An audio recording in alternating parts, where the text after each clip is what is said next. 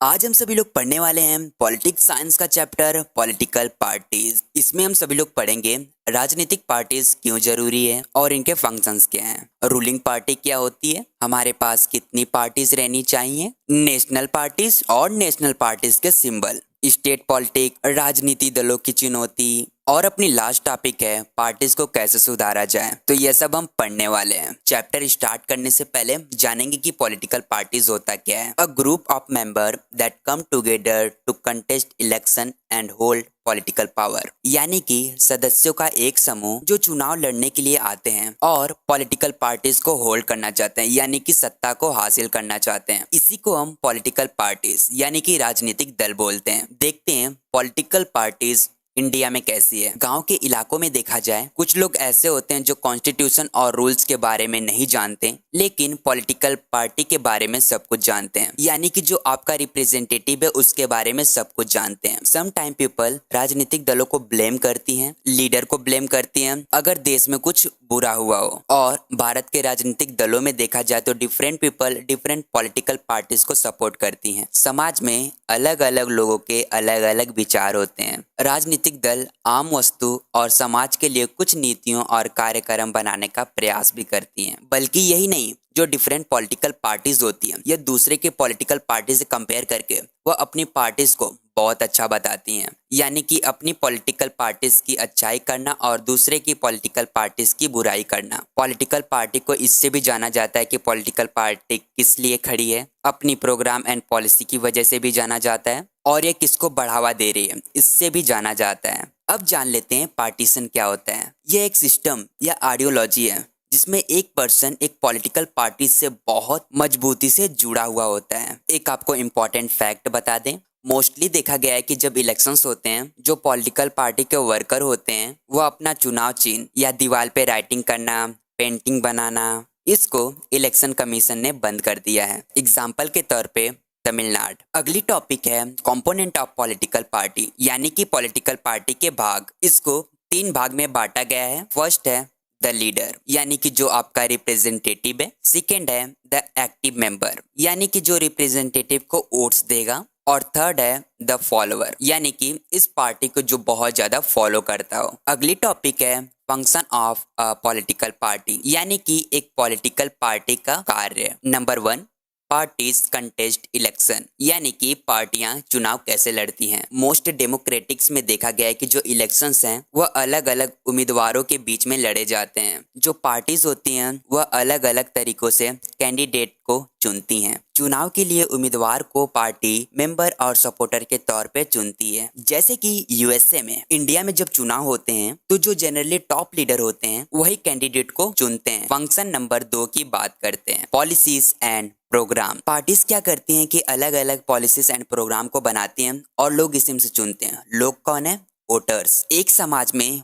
बहुत लोग होते हैं जिसकी वजह से ऑफिशियल पार्टी जो होती है वह सब हैंडल नहीं कर पाती। इन द लार्ज डेमोक्रेसी जैसे कि इंडिया, और जो पॉलिटिकल पार्टी होती हैं यह लोग एक ग्रुप बनाती हैं और अपने अलग अलग राय देते हैं। उसके बाद जो सामान्य रूप से पॉलिसीज बनाई जाती है वह रूलिंग पार्टी के जरिए बनाई जाती है। अब बात करते हैं function number 3, parties play important role in making laws, यानी कि कानून बनाने के लिए पार्टियां क्या रोल प्ले करती हैं। जो हमारे ज़्यादातर कानून बनाए जाते हैं वह लेजिस्लेटिव में डिबेट और डिस्कशन करके बनाया जाता है। लेजिस्लेटिव का मतलब पार्लियामेंट में बनाया जाता है। अगर कोई भी लॉज बनते हैं तो यह जरूरी है कि लेजिस्लेटिव के जरिए यह पास होना चाहिए। लेजिस्लेटिव का मतलब पार्लियामेंट होता है, और जो लेजिस्लेटिव में लोग होते हैं वह अलग अलग राजनीतिक दलों में होते हैं और कुछ लोग इसी पॉलिटिकल पार्टी से बिलोंग करते हैं। अगला फंक्शन है function number 4, parties form and run government, यानी कि जो पार्टीज है वह सरकार बनाती है और कैसे चलाती है। अगर देश में कोई बहुत बड़ा डिसीजन लिया जाता है तो यह एक पॉलिटिकल एग्जीक्यूटिव यानी कि मिनिस्टर के जरिए लिया जाता है। और जो लीडर्स होते हैं उनको पार्टीज में लिया जाता है और उन्हें ट्रेन यानी कि सिखाया जाता है। उसके बाद एक मिनिस्टर को चुना जाता है जो कि इस पार्टी को चला पाए। जो पार्टीज इलेक्शन में जीत जाती है उसी को रूलिंग पार्टी बोला जाता है, जिसको हम अपना गवर्नमेंट यानी कि सरकार मानते हैं। अब वह देश और राज्य को चला सकता है। नेक्स्ट फंक्शन है function number 5, role of opposition यानी कि विपक्ष की भूमिका। इसमें क्या होता है कि जो कैंडिडेट होता है अगर वह चुनाव हार जाता है तो उनके पास दूसरा सबसे बड़ा बहुमत होता है जिसको हम बोलते हैं ओपोजिशन पार्टी। यानी कि अगर यह रिप्रेजेंटेटिव हार जाता है तो जो रिप्रेजेंटेटिव जीता हुआ है उसको अपोज करता है, मतलब कि जीती हुई सरकार को गलत ठहराता है। और विपक्षी दल आमतौर पर अलग अलग विचारों को आगे बढ़ाने की कोशिश करते हैं और जो सरकार की पॉलिसीज रहती है वह इसको गलत ठहराने के भी। सिंपल सी बात है, इस फंक्शंस का काम गवर्नमेंट को गलत ठहराना है। फंक्शन नंबर 6, पार्टीज से पब्लिक ओपिनियन।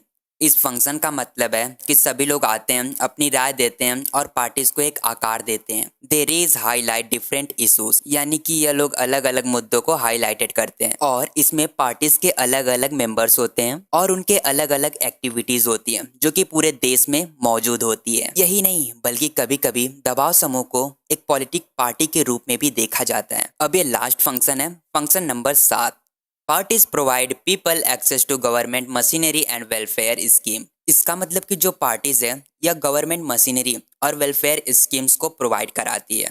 इसमें क्या होता है कि जितनी भी स्कीम्स होती हैं ये सब गवर्नमेंट के जरिए लागू किया जाता है और इसमें लोकल लीडर और गवर्नमेंट ऑफिसर को कांटेक्ट करना यानी कि संपर्क करना बहुत आसान होता है। यही कारण है कि लोग किसी राजनीति दल पर पूरा भरोसा न करते हुए भी उसके प्रति अधिक निकटता यानी कि नज़दीक महसूस करते हैं। इसमें यह भी होता है अगर पीपल लोग जो डिमांड कर रहे हैं, जो इच्छाएं कर रहे हैं, अगर वह पार्टीज पूरा नहीं करती है तो यह भी हो सकता है कि पार्टी या इलेक्शन हार जाए। और हाँ, एक इम्पॉर्टेंट बात, अगर आपने यहाँ तक वीडियोस देखी है तो प्लीज सब्सक्राइब करिएगा और लाइक तो कर दीजिएगा। ओके, तो इसी बात पे चलते हैं next topic, how many parties should we have. इसका मतलब है कि हमारे पास कितनी पार्टीज रहनी चाहिए। More than 750 political parties are registered with election commission, यानी कि 750 पॉलिटिकल पार्टीज से ज्यादा इलेक्शन कमीशन ने उसको रजिस्टर्ड किया हुआ है। Anyone can form a political party in India, यानी कि इंडिया में कोई भी पॉलिटिकल पार्टी बना सकता है। और पॉलिटिकल पार्टी को 3 पार्ट में डिवाइड किया गया है, single party system, multi party system, 2 party system या बाई पार्टी सिस्टम। बात करते हैं पहले सिंगल पार्टी सिस्टम की। सिंगल पार्टी सिस्टम को एक वन पार्टी सिस्टम के नाम से भी जाना जाता है। In some countries in the world only one party is allowed to run the government, यानी कि इस संसार में कुछ ही देश हैं जो केवल एक ही पार्टी को सरकार को चलाने की अनुमति देते हैं, जैसे कि कम्युनिस्ट पार्टी इन चाइना। और such type of system is not democratic, यानी कि यह सिस्टम लोकतंत्र नहीं कहलाएगा। आइए आप लोगों को कारण बता देता हूँ क्यों ऐसा है। Because democracy allowed existence of at least 2 और more than 2 parties for a fair electoral competition, यानी कि डेमोक्रेटिक गवर्नमेंट वही होता है जहाँ पर 2 और मोर पार्टीज अवेलेबल होती हैं। अब बात करते हैं 2 पार्टी सिस्टम की। A type of system where political power keeps changing between 2 major parties, यानी कि जो पॉलिटिकल पावर है यह 2 मेजर पार्टीज के बीच में ही चेंज होती रहती है। लेकिन यह भी देखा जाता है कि अधिक मात्रा में सीट 2 मेजर पॉलिटिकल पार्टी ही जीत पाती है, जैसे कि United States of America and United Kingdom. Okay, तो अब बात करते हैं मल्टी पार्टी सिस्टम की। A type of system where several parties complete in election for securing politic power, यानी कि यह एक प्रकार का सिस्टम है जहां पर कई पार्टियां राजनीति सत्ता हासिल करने के लिए चुनाव में लड़ती हैं। इन सच a system 2 or more sometime more than 2 parties have a chance of forming the government, यानी कि इसमें एक यह भी मौका मिलता है जहां पर दो से ज्यादा गवर्नमेंट बनाई जा सकती है, जैसे कि अपना इंडिया। यहाँ पर 2 और 2 से ज्यादा पॉलिटिकल पार्टीज आती हैं और एक साथ ज्वाइन करके एक पॉलिटिकल ग्रुप बनाती हैं, जैसे कि 2004 इंडिया में यूपीए हो गया, एनडीए हो गया, लेफ्ट फ्रंट, यह सब लोग एक एक बिग पॉलिटिकल पार्टी ग्रुप बनाया था। अब हम लोग जानेंगे रिकॉग्नाइज्ड पॉलिटिकल पार्टीज के बारे में। यह एक डेमोक्रेटिक गवर्नमेंट है जिसकी पावर डिवाइडेड होती है नेशनल लेवल और स्टेट लेवल पर, और यही आपका पॉलिटिकल पार्टीज एग्जिस्ट करता है रीजनल लेवल और नेशनल लेवल पर, जैसे कि अपना इंडिया ये नेशनल लेवल पर प्रेजेंस है और कुछ पॉलिटिकल पार्टीज हैं जो स्टेट या रीजनल पार्टीज पर अवेलेबल हैं। रिकॉग्नाइज्ड पॉलिटिकल पार्टीज में एक स्पेशल फैसिलिटीज को ऑफर किया जाता है जिसे बोलते हैं एक्सक्लूसिव पार्टी सिंबल, यानी कि चुनाव चिन्ह। इन सबको मिलाकर हम बोलते हैं रिकॉग्नाइज्ड पॉलिटिकल पार्टीज। जानते हैं नेशनल पार्टी की criteria. 6% of the total votes in Lok Sabha election और असेंबली इन 4 स्टेट्स। यानी कि लोकसभा चुनाव या 4 राज्यों की विधानसभा में कुल वोटों का 6% वोट्स मिलना चाहिए और एटलीस्ट 4 सीट्स लोकसभा से जीतनी पड़ेगी, तभी वह नेशनल पार्टी लेवल पर माना जाएगा। अब जानते हैं स्टेट पार्टी के क्राइटेरिया को। लेजिस्लेटिव असेंबली इलेक्शन में कम से कम 6% वोट्स एंड एटलीस्ट 2 सीट्स रहनी चाहिए, तभी वह स्टेट पार्टी पर या स्टेट लेवल पर माना जाएगा। ओके, तो नेक्स्ट टॉपिक है नेशनल पार्टी सिंबल्स। ओके, तो बात करते हैं पहले ऑल इंडिया तृणमूल कांग्रेस के बारे में। इसका सिंबल पार्टी है flower and grass. Party name है AITC, मतलब कि ऑल इंडिया तृणमूल कांग्रेस। इसकी लीडर थी ममता बनर्जी। इसको फॉर्म्ड किया गया था 1 जनवरी 1988 में। डिटेल्स में जानते हैं। Recognize as a national party in 2016 और यह पार्टी 2011 से वेस्ट बंगाल में अभी भी पावर में है और यह पावर उपस्थित है अरुणाचल प्रदेश, मणिपुर एंड त्रिपुरा। और इनको 2019 में जनरल इलेक्शन में 4.07% वोट्स मिले थे, जिसमें से उन्होंने 22 सीट्स को जीता था और यह पार्टी 4th लार्जेस्ट पार्टी है लोकसभा में। अब बात करते हैं बहुजन समाज पार्टी। इसका पार्टी सिंबल है एलिफेंट। पार्टी नेम है बहुजन समाज पार्टी यानी कि BSP और इनके लीडर हैं कांसीराम। उसको फॉर्म किया गया था 1984 में। जानते हैं डिटेल्स में, जिसमें बहुजन समाज के लिए प्रतिनिधित्व और सुरक्षित शक्ति शामिल है, जैसे दलित, आदिवासी, OBC एंड रिलीजियस माइनॉरिटीज। और यह पार्टी दलित्स को सपोर्ट करती थी और इनके खिलाफ थी जो अत्याचार करते थे। इस पार्टी का मेन बेस उत्तर प्रदेश में है और अच्छी खासी उपस्थिति मध्य प्रदेश, छत्तीसगढ़, उत्तराखंड, दिल्ली एंड पंजाब में भी है। बहुजन समाज पार्टी 2019 3.63% वोट्स और 10 सीट लोकसभा में मिलती है। अब बात करते हैं भारतीय जनता पार्टी। इसकी पार्टी सिंबल है लोटस। पार्टी नेम है भारतीय जनता पार्टी यानी कि BJP और इसको फाउंडेड किया गया था 1980 में बाय रिवाइविंग ऑफ भारतीय जना सिंह और इसे फॉर्म्ड किया गया था श्याम प्रसाद मुखर्जी जी के द्वारा 1951 में। इसकी डिटेल्स जानते हैं। यह पार्टी चाहती है कि जो पुरानी परंपराएं चलती हुई आ रही हैं यह मॉडर्न इंडिया में भी ऐसे ही चलती रहनी चाहिए और यह पार्टी हिंदुत्व का सपोर्टर है यानी कि हिंदू लोगों का। यही नहीं बल्कि जम्मू एंड कश्मीर इंडिया में इसको एकता में रखना चाहती है। Uniform civil code for all यानी कि यह पार्टी चाहती है सभी के लिए एक समान नियम हो। बैन ऑन रिलीजियस कन्वर्जन यानी कि यह पार्टी चाहती है धर्म परिवर्तन पर रोक लगाना। BJP 1998 में फर्स्ट टाइम में पावर में आई थी, लीडर ऑफ NDA की, और BJP ने 2019 में लोकसभा इलेक्शन में उन्होंने 303 मेंबर से लार्जेस्ट पार्टी बनाई थी। अब बात करते हैं कम्युनिस्ट पार्टी ऑफ इंडिया। इसका पार्टी सिंबल है years of corn and sickle. Party name है कम्युनिस्ट पार्टी ऑफ इंडिया यानी कि CPI। इसको फॉर्म किया गया था 1925 में। डिटेल्स जानते हैं। इसमें Marxism, Leninism, secularism and democracy पर लोग विश्वास करते थे। Oppose to the focus of secessionism and communalism. यह पार्टी सक्सेसिज्म एंड कम्युनलिज्म के खिलाफ थी। सेक्सिज्म का मतलब होता है देश को छोड़ देना, कम्युनलिज्म का मतलब होता है धर्म के नाम पर लड़ाई, यानी कि जो धर्म के नाम पर लड़ाई और देश को छोड़ने की बात करते थे CPI पार्टी उनके खिलाफ थी, यानी कि विरोध में। यह जो पार्टी है यह पार्लियामेंट डेमोक्रेसी से एक्सेप्टेड थी और यह working class, farmer and the poor को बढ़ावा देने पर बहुत विश्वास रखते थे। और यह पार्टी कुछ राज्यों में है जैसे कि केरला, वेस्ट बंगाल, पंजाब, आंध्र प्रदेश एंड तमिलनाडु। और 2019 में लोकसभा में 2 सीट और 1% वोट मिले थे। अब बात करते हैं communist party of India Marxist. इसका पार्टी सिंबल है hammer and sickle. Party name है communist party of India Marxist यानी कि CPIM।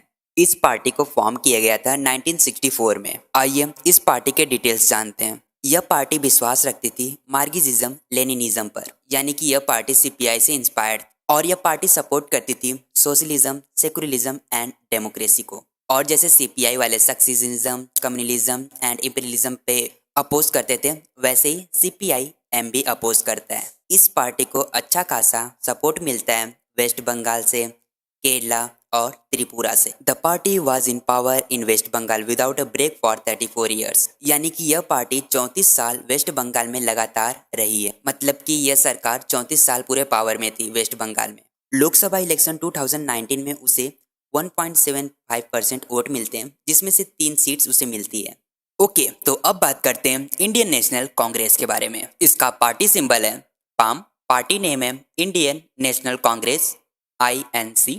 इसको फॉर्म किया गया था 1885 में, जिसके लीडरशिप थे जवाहरलाल नेहरू। चलिए हम डिटेल्स जानते हैं। Under the leadership of Jawaharlal Nehru, the party sought to build a modern secular democratic republic in India. जब जवाहरलाल नेहरू लीडरशिप में थे, मॉडर्न सेकुलर यानी कि आधुनिक धर्मनिरपेक्ष गणराज्य को चाहते थे इंडिया में। सिंपल सी बात है कि यह party republic and secular state बनाना चाहती थी। Active party in the freedom struggle of India, यानी कि यह जो पार्टी है वह फ्रीडम यानी कि स्वतंत्रता प्लस स्ट्रगल यानी संघर्ष चाहती थी इंडिया वालों से। यह पार्टी 1977 से 1980 से 1989 तक यह सरकार रूलिंग पार्टी में रही। उसके बाद 1989 के बाद इस सरकार की गिरावटें स्टार्ट हो गई, यानी कि यह सरकार हारने लगी। लेकिन हाँ, यह पार्टी सेंट्रिस्ट पार्टी रही थी, support neither left nor right ideology. इस पार्टी की एक विचारधारा थी, ना ही तो दाएं की मदद करेंगे ना ही तो बाएं की, सबकी मदद एक समान करेंगे। और यह पार्टी सेकुलरिज्म को प्रमोट कर रही थी, यानी कि सभी धर्म को इक्वल मानना। इसी इंडियन नेशनल कांग्रेस में एक यूपीए गवर्नमेंट बनाई गई, यूनाइटेड प्रोग्रेसिव अलायंस, 2004 से 2019 तक रही और इनको 2019 में 19.5% वोट मिले थे और 52 सीट्स मिले थे लोकसभा में। अब बात करते हैं नेशनलिस्ट कांग्रेस पार्टी के बारे में। इस पार्टी का सिंबल है अलार्म क्लॉक, पार्टी नेम है नेशनलिस्ट कांग्रेस पार्टी NCP। इसको फॉर्म किया गया था 1999, formed in 1999 following A split in the Congress party, यानी कि जब कांग्रेस का विभाजन हुआ तब इसको फॉर्म किया गया 1999 में। यह भी पार्टी सपोर्ट करती थी डेमोक्रेसी गांधीयन को, सेकुलरिज्म को, equality, social justice and federalism को। फेडरलिज्म का मतलब होता है जहां पर 2 और 2 से अधिक सरकार हो। NCP की बड़ी पार्टी महाराष्ट्र में है और बाकी छोटी मोटी पार्टीज मेघालय, मणिपुर एंड आसाम में है। और जो NCP गवर्नमेंट है यह मेंबर भी है यूपीए की, यानी कि यूनाइटेड प्रोग्रेसिव अलायंस की। और डाटा 2019 का देखा जाए तो 1.4% वोट मिले थे, जो कि 5 सीट से जीती गई थी। अब चलते हैं अगले टॉपिक्स पे। चैलेंज टू पॉलिटिकल पार्टीज, राजनीतिक दलों की चुनौती।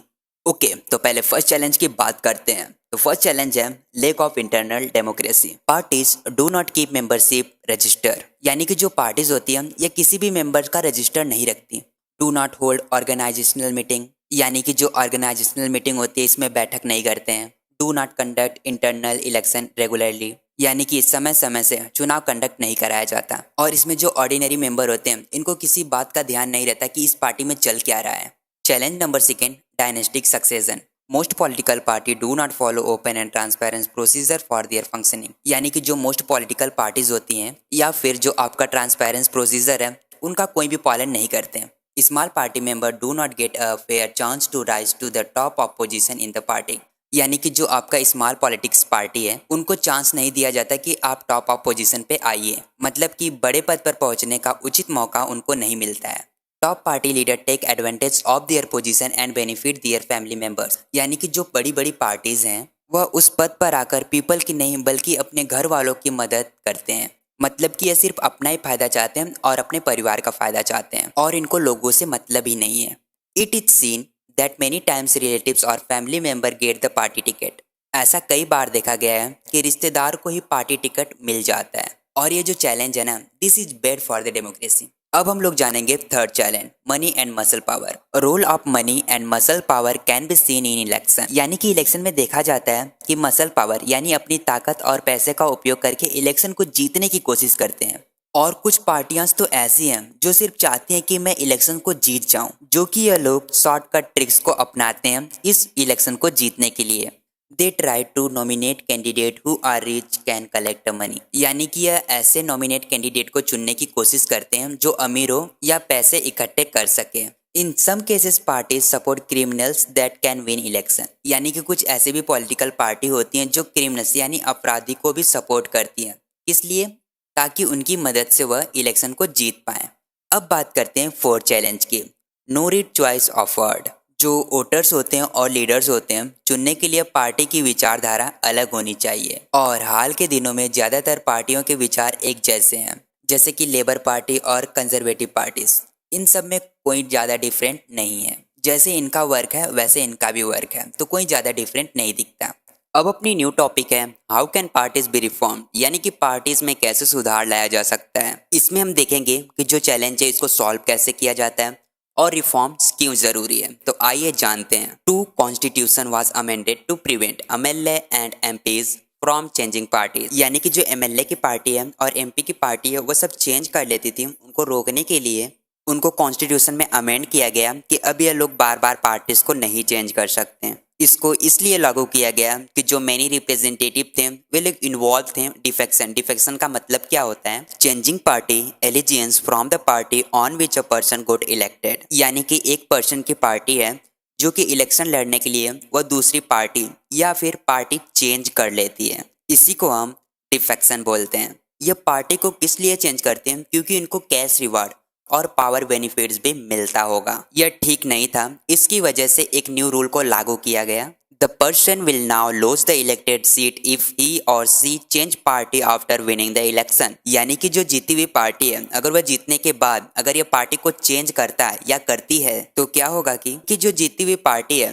वो अपनी इलेक्टेड सीट को खो देगी। और सुप्रीम कोर्ट के जरिए से एक ऑर्डर को पास किया गया कि जो मनी एंड मसल पावर है उसका रोल कम किया जाए, यानी कि इसका कम यूज किया जाए। और यही नहीं बल्कि जो कैंडिडेट्स खड़ा होता है चुनाव लड़ने के लिए तो इससे एक एफिडेविट फाइल मांगी जाती है। एफिडेविट का मतलब document that content personal information of the candidate, यानी कि जो चुनाव लड़ने के लिए मतलब कि जो कैंडिडेट्स है उसका पर्सनल इन्फॉर्मेशन इस एफिडेविट फाइल में रहती है। इस एफिडेविट फाइल में उसके एसेट्स हो सकते हैं और क्रिमिनल रिकॉर्ड्स भी इसमें सबमिटेड होते हैं। एसेट्स का मतलब घर का पेपर, आधार कार्ड, पैन कार्ड और डॉट डॉट डॉट कुछ भी हो सकता है। फिर जो एफिडेविट फाइल होती है उसको वोटर्स के सामने पब्लिश किया जाता है कि जो कैंडिडेट है वह अपने बारे में बता पाए कुछ और कैंडिडेट के बारे में वोटर्स जान पाए और उसको अच्छे से चूज कर पाए कि हमारे लिए कौन सा कैंडिडेट बहुत अच्छा है।